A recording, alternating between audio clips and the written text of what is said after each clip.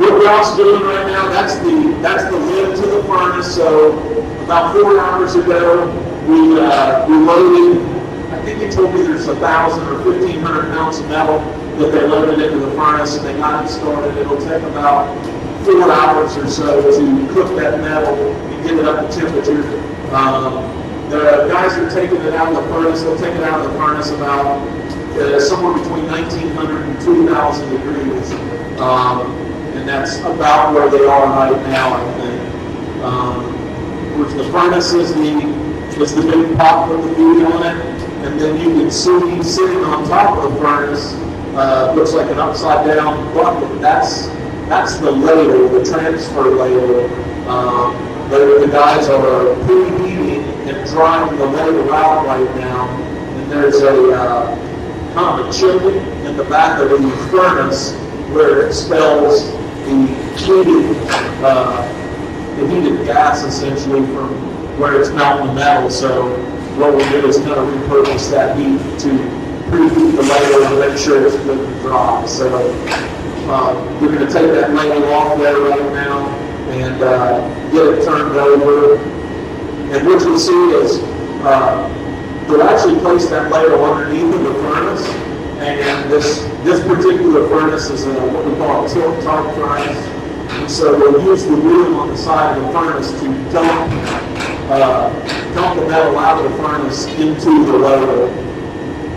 And then we'll transfer that ladle using the same crane that we're using right now. We'll transfer that metal over to the individual molds and then pour those molds one at a time.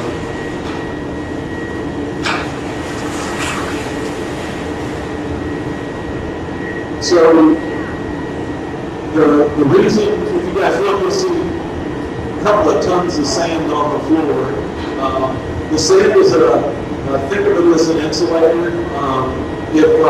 If something hot gets on the concrete floor, the moisture in the concrete wants to expand, and the concrete kind of pops like popcorn.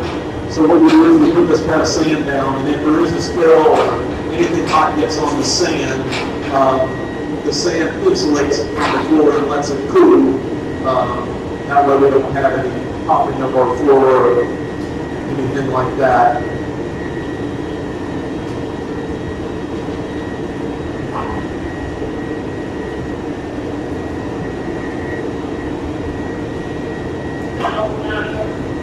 So Ralph's got the yellow thing that he's hanging from the crane is actually a scale. One of the things about casting or foundry work is you really need to know how much metal you have in the ladle. So when you're pouring one of the molds, you can't stop. So if you run out of metal halfway through the pour, you can't go back and get more. Basically, you just kind of ruined your mold, so you've got to start over. So we really want to make sure that the very custom nature of the bell, or the couple of bells we're getting ready to pour, all that intricate inscription and the crown at the top of the bell, all that's handmade every time. So you only get one shot. Every time that you make the bell, you destroy the mold. So we have a casting that fails, or we run out of metal or something like that. Basically, you just got to start over. You've wasted all that labor that you started. So we use the scale. We know how much metal it takes to pour each one of these bells. So when they actually mature before we begin the pour, we have enough metal to actually finish the pour. So they've got the scale on there. You can see that the ladle itself weighs about 1,700 pounds. Yeah, you can overpour. All it's going to do is run onto the ground. We don't want to do that because it's a waste of metal, but yeah, overpour is better than underpour. So you can see the exterior of the scale. So now we know whatever metal we pour in there is going to start counting up. So each one of these bells is just over 250 pounds. But then you have the heel and the gates and the downspouts and all the stuff that's associated with casting the bell. So they're going to look for a minimum of probably 400 pounds to start the pour. But I suspect what we'll do is probably pour most of the metal into the ladle to start. It's better to be safe than sorry. If we splash some of the metal out, or spill some on the way to the mold, we don't want, again, to not have enough metal to do the entire pour.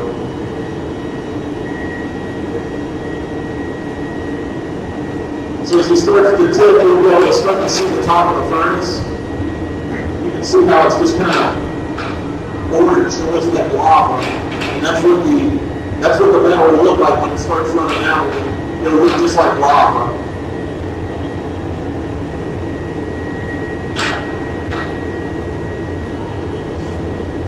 So there it starts. So that metal's coming out of there about probably close to 2,000 degrees. You can see on top of the ladle, or on top of the ladle, you can see the numbers counting up. That's the pounds of metal that are going into the furnace. What we saw raw back in that white cup was a flux. It's phosphorus and copper. Basically, what it does is it makes the metal run more fluid. Molten bronze is thick, kind of like syrup. So we add that flux in there. What it does is it makes it more of a water consistency. It makes it easier to get into the mold. So the gates in the mold, are small, and you want to get that metal out as quickly as possible. So that floss copper helps us get that metal down in there as quickly as possible.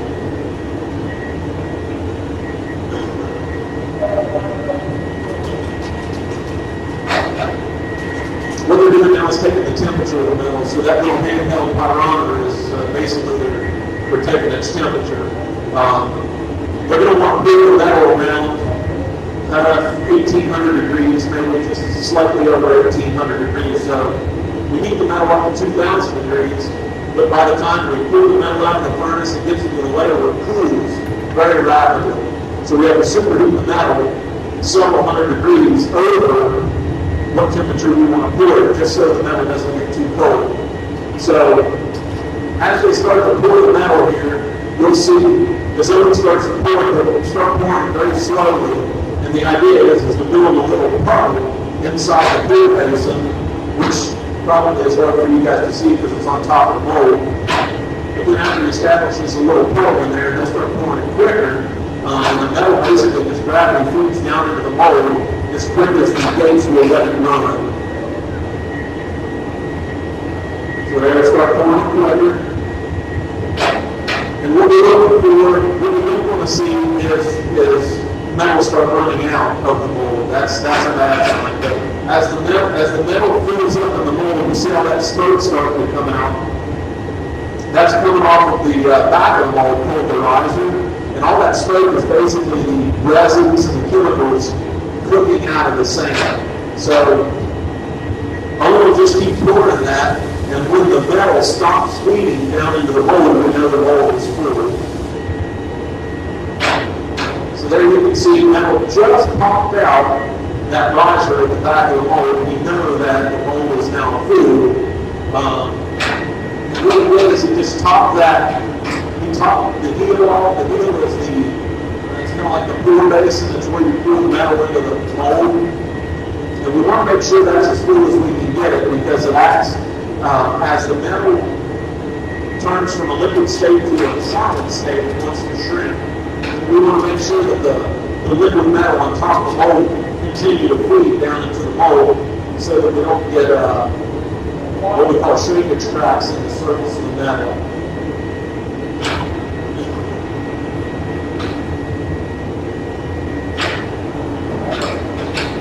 So everything looks good. Church of the Resurrection, I think, as a bell. Now we're going to move over to St. Luke's. So back to the furnace, you'll pour the metal out into the mold or into the ladle. Ralph just shut the furnace off so it'll be a little easier for you guys to hear. Again, we got that false copper that went in there, a little bit of smoke, and basically all that is there's a little bit of plastic on the wrappers and it basically disintegrates when it gets close to the heat. So you guys can look down inside there. You can see there's like some chunks of stuff in the top, inside the furnace. When metal is in the molten state, what it wants to do is it forms what we call dross on top of the metal. It's the surface point of the metal where the metal meets the atmosphere. And basically, all it is corrosion. The metal corrodes almost instantaneously when it's in the molten state. And it gets that crust on top of it. The good part about it is dirt floats in molten bronze. And so all that stuff was sitting on top of the bronze, so everything underneath that is clean, everything above it is dirty. So most of the dirt stays inside the furnace when we pour the metal out. Now there will be some dirt, and again, dross is starting to form on top of the metal already inside the ladle. And what the guys will do is skim that off or push it towards the back of the ladle so that it doesn't flow into the mold. They're going to pour. Looks like they're going to pour the small bell first. So you can see Eldon kind of pushing any of that stuff that's on the surface of the ladle. He's either going to scoop out of there or he's going to just push it towards the back, because again, all the dirt's going to float anyway. So the metal that comes out of the ladle pours from the bottom. There's a bunch of it.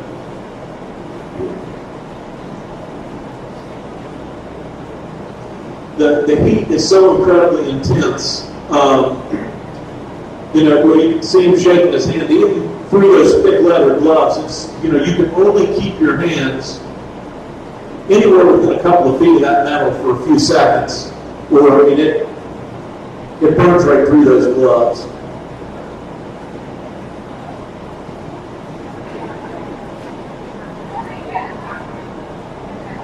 So we'll pour the small bell first. It'll be basically a replica of the one we just poured.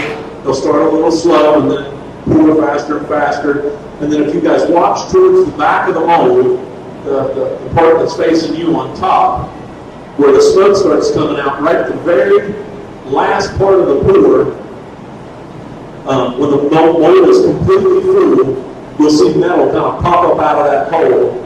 And that's basically their key that the mold is full.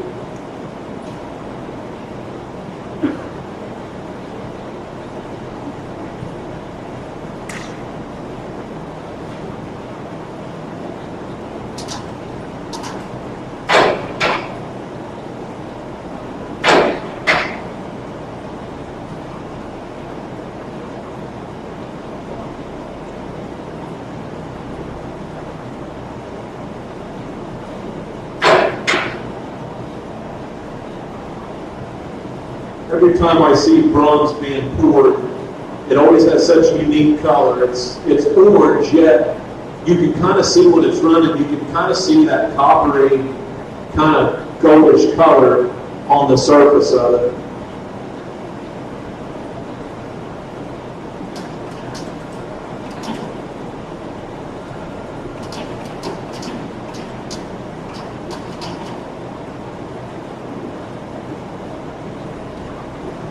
Okay, St. Luke's bell, we're getting ready to cast it.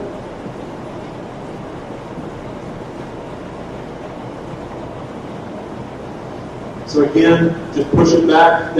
It's amazing. I mean, it's almost instantaneous that dross forms on the top of the metal again. So it's a constant battle to continue to keep pushing it back. If anything were to come out into the mold, it wouldn't go down the hole because the dirt floats. So it would just float on top of the pour basin until the mold was full. So again, you see the smoke start coming out of the back of that riser. What you want to watch for is that metal. At the very last instant, it's going to pop up out of that hole, and that's our cue that everything is full.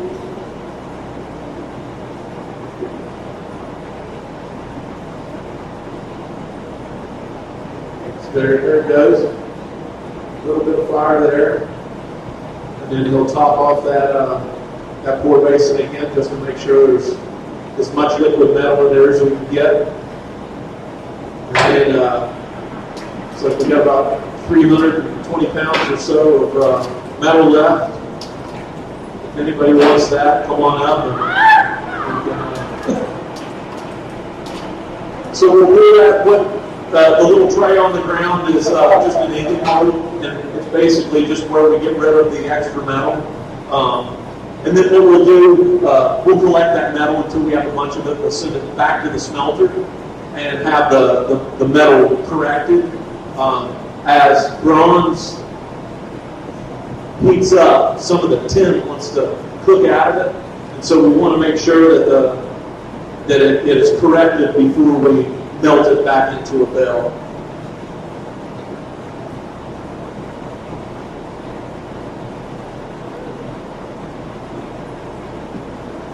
If anybody's got any questions, I'd be happy to try to answer them. Who's first? How long does it take to cool? The guys will probably, usually we try to let bells like this set for, say, 3 days before we pop them out. We actually have a Bell Foundry on Wheels event that we're going to be leaving for tomorrow. We won't be back until Monday, so these bells will probably stay in the mold until Monday afternoon or Tuesday morning.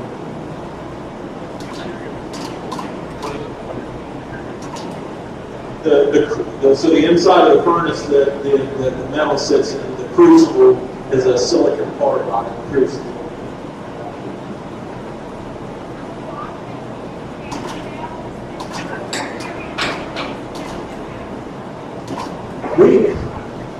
There's no definite answer on how often we cast bells in here because it depends on how many bells we have to cast. We don't cast bells for inventory. We cast them for jobs. So if the orders are hot, we might cast in here every few weeks. If the orders are more sluggish, it might be once a month or once every 5 weeks. And then it also depends on how large the bells are we sell. We have the capacity to melt about 3,000 pounds, so that could either be a bunch of small bells or just a few big bells.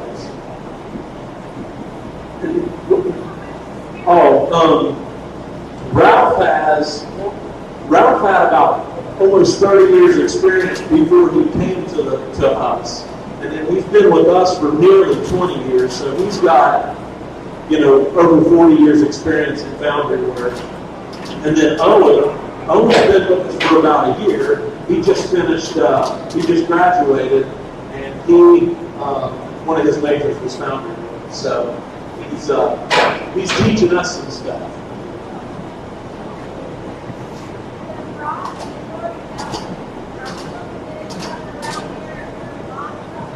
The bronze,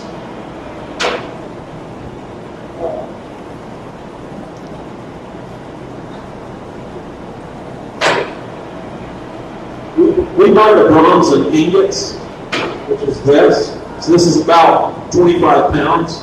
So the bell started out is a bunch of these inside the furnace. It doesn't look heavy, but it's pretty heavy.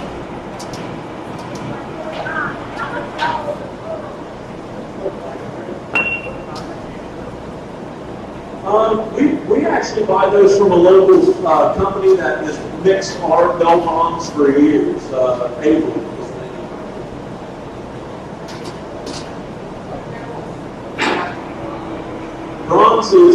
Bronze is typically copper and tin. Our recipe is approximately 80% copper, 20% tin.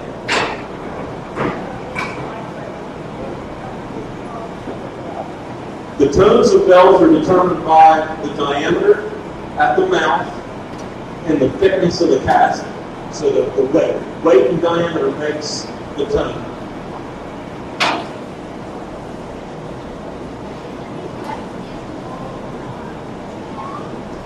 No, it can be in the mold as long as we want. Yeah, there's a too short a period of time, but there's not a too long period of time.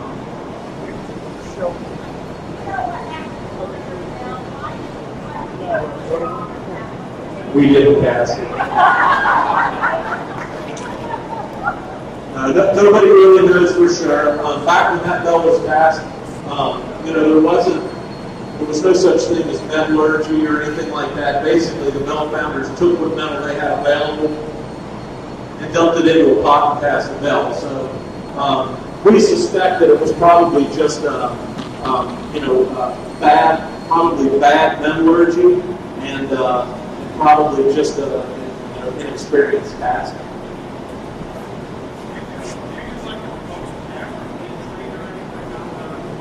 No, the shape of the flasks and the thickness of the molds actually kind of tempers the metal, and that's why we have to leave them in there. The metal has to cool very, very slowly. And sand's a great insulator.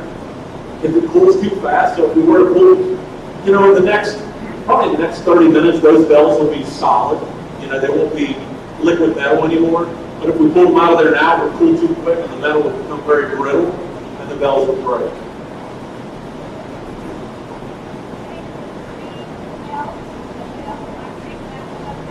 You can remelt a bell. Typically, when we do that, though, you've got to be careful because old bells, we do a lot of replica casting. So a lot of old bells crack. We're in towers out there.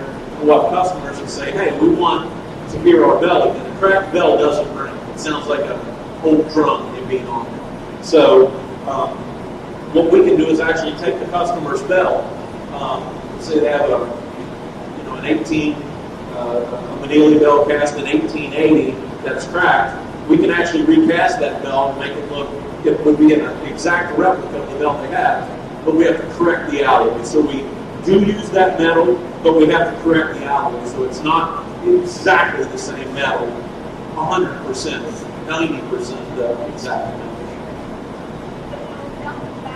Yeah, it'll melt back down.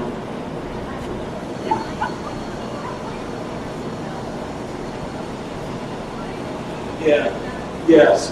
In 2001, the governor, Taft, approached us and he wanted to make a bell for each county in the state for the Ohio Bicentennial.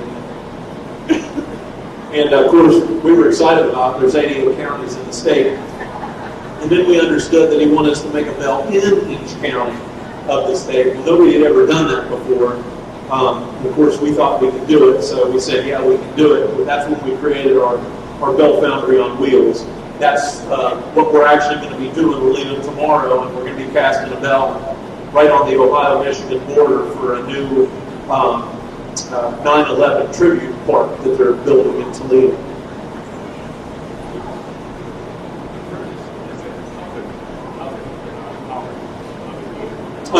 The furnace is it's the natural gas is what the fuel is, and then we superheat the natural gas just with a blower, so it's electric and gas.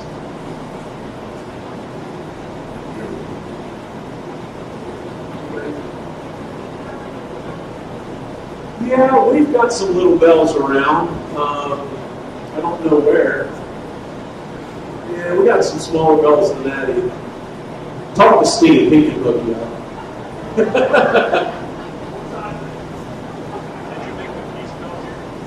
No, the piece bell, there were only actually a couple of foundries in the world that can melt that much bronze at one time. It was 100,000 pounds of bronze. And all the foundries over here in the United States are under contract from the U.S. government for ship propellers. The government doesn't like to share what they have, so we actually had to go to France to cast that. Yeah. We rented a foundry for a year.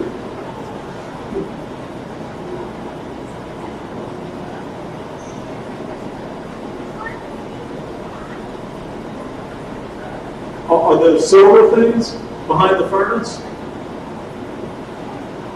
Those are actually clock posts. Those are aluminum clock posts.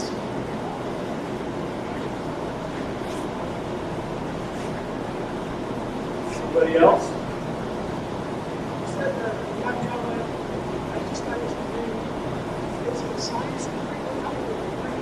It's a foundry.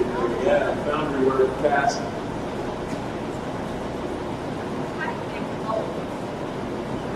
the molds actually are made, if you guys look over there, you can see those giant white bags.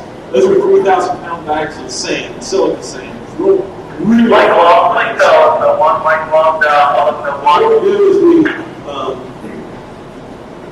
it's a little more complicated process with the Reformation Bell because it's so decorated. But if we were going to cast a smooth cast bell, what we would do is take an aluminum pattern that looks exactly like the bell we want to cast. Okay, we put it on the ground underneath this machine. So this machine, the head of this goes around all over the place. And then we take a piece of flask, the metal part. The flask is in two pieces. So you've got what we call the drag flask and the coat flask. They're separated right here on this seam. So we take the drag flask, which is essentially a donut. It's just a barrel, a hollow barrel. We put it over the pattern. We turn this machine on, and through the system of all these machines, it gravity feeds sand into this hopper, and then we mix a resin and a catalyst and a hardener in this barrel, and it spits out and shoots it over the pattern. We pack it down, and in a few minutes that sand gets hard.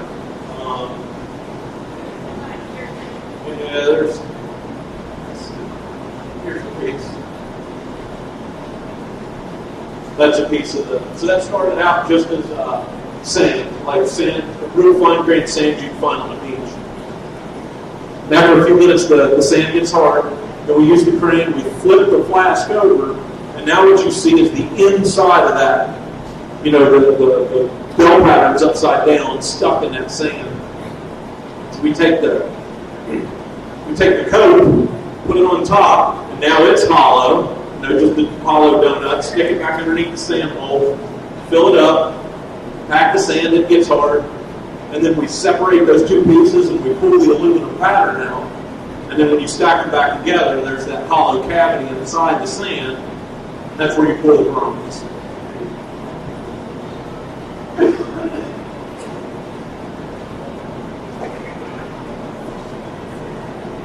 Yeah, we've got several uses.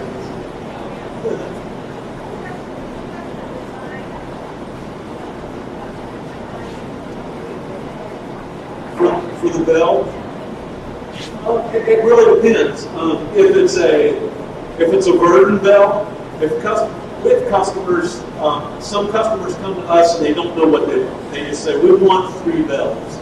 We help them through the process of, what will the bells be used for? Where will they be installed? And we try to understand what they want. So in a situation like that, we would have the design because we would cast our bells. Okay. Some customers come to us and they say, I have this design, can you guys cast it? So sometimes they bring us a design and want us to make it. So it really just depends. We can, Owen, the younger guy that was doing the casting, is actually one of our artists, the sculptor. So he can sculpt, he does a lot of sculpting of decorations, or he actually is the one that sculpted on the top of the Reformation Bell, the flower that's on top. He sculpted all that by hand.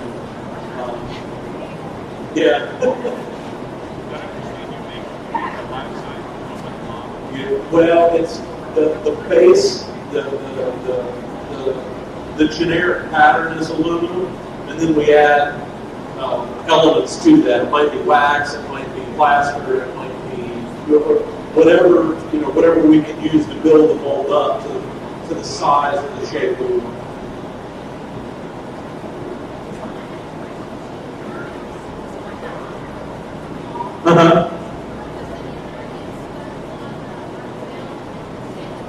No, when the mold is done, we use what we call a wash, and it's liquid graphite basically, and we brush it onto the surface of the sand, and it kind of seals the sand, keeps the metal from burning in so bad.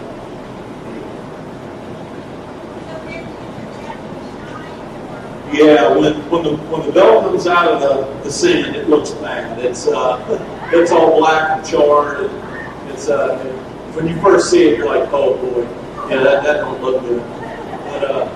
But it comes right off. You can kind of brush away all when the sand kind of turns to powder almost, but it's stuck in all those little nooks and crannies.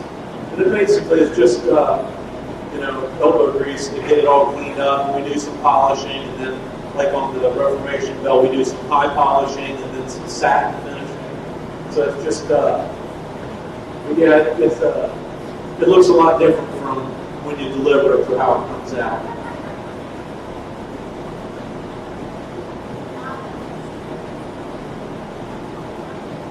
Anybody else?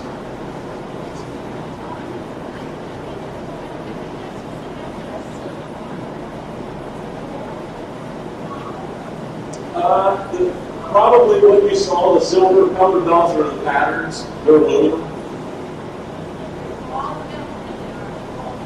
Yeah, all the bells that we make are all bronze. This will all be that goldish color.